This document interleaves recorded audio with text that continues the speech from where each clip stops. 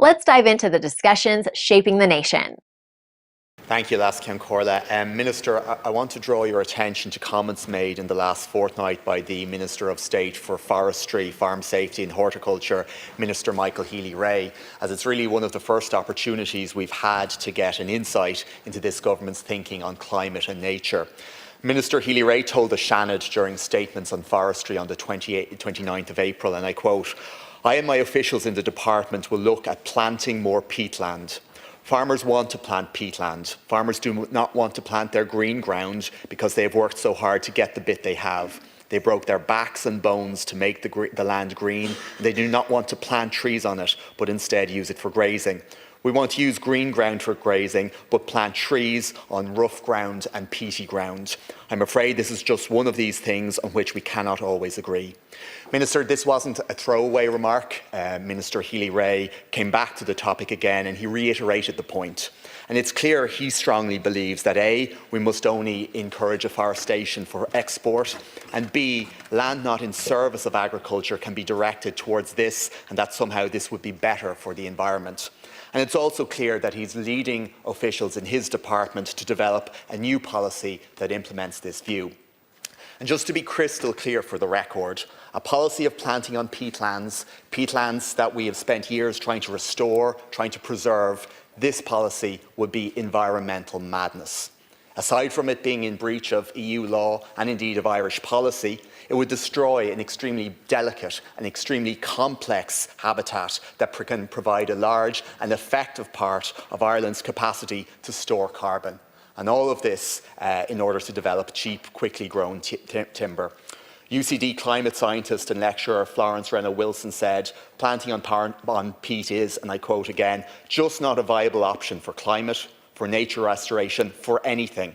Peat is a huge carbon store, a much, much better permanent carbon store than temporary forestry.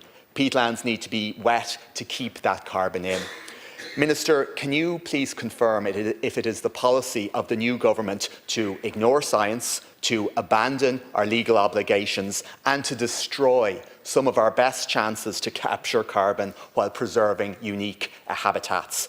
Has the Minister for State instructed his officials to begin implementing a new forestry plan to include the planting on peatlands? And if not, why is the Minister for State going around telling people this is what he's done? Minister. Thank you, Deputy.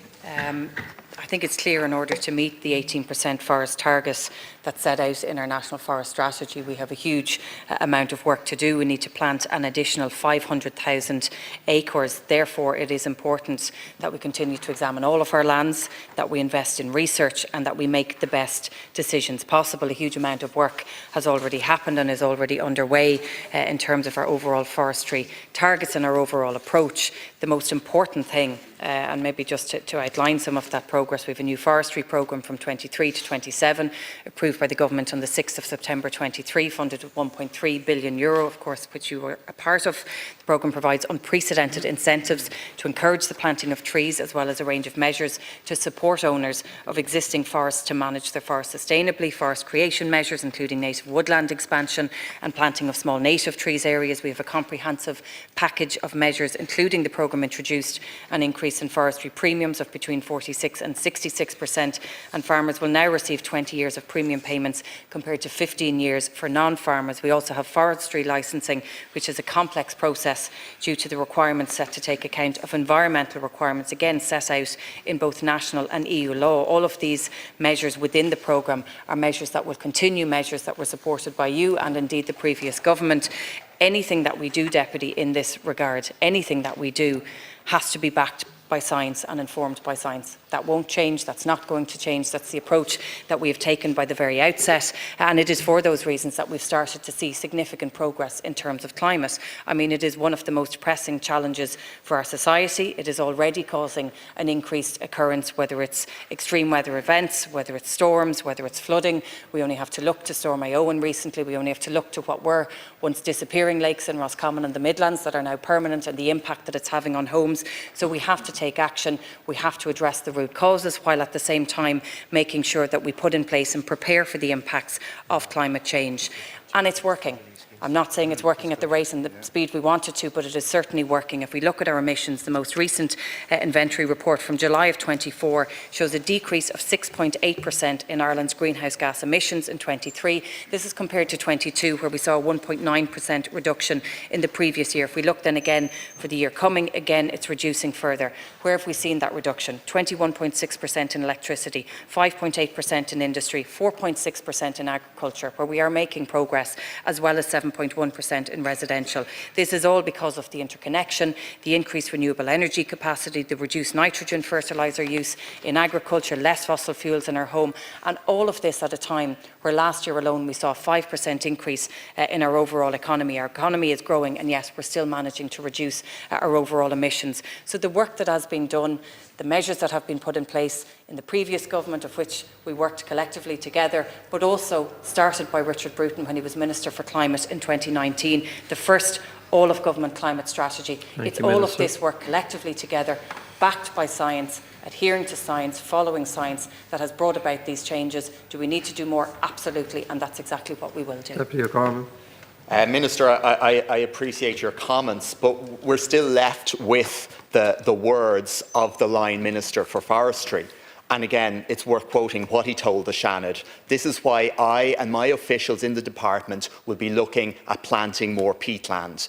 So is the Minister being allowed to indulge in a bit of Trump light, be anti-science, be anti-climate, while at the same time purporting to speak for the people? Instead of drill, baby, drill, it's dig, drain and destroy. Minister, who's actually in charge of the policy here? And if you're not able to set that out, can you ask your colleague, the Senior Minister for Agriculture, and indeed Minister Healy-Rae himself, to come before this House and explain if government policy has changed and if it is now the policy to allow the destruction of our upland bogs? Sir. I think if we're to achieve our overall targets, and we've set very clearly in law that we would achieve our overall targets, we need to take a number of measures. And I've mentioned just some of the ways in which we've seen reductions, be it in energy, be it in agriculture overall, which includes our forestry targets, focusing on our environment or our economy overall, as well as our transport and our private sector. The critical thing is that whatever we do, and again I'll repeat this, whether it's agriculture, whether it's forestry or plantation, it has to be backed by science. We know that obviously there are certain permits of planting on shallower peat soil, so less than 30 centimetres deep. Again, where it's permitted, where it's possible and where it follows the science, we have to explore all avenues here. We do have a huge amount of work to do in planting 500,000 acres to be able to meet that 18% target, but there are other areas in which we need to make progress as well. We know that on any given day, and in fairness, we've made a huge amount of progress. I think last March, at a certain given time, over 50% of our energy was coming from renewable energy. We have a target of 80%. We need to do more to make sure that we can reach that target of 80%.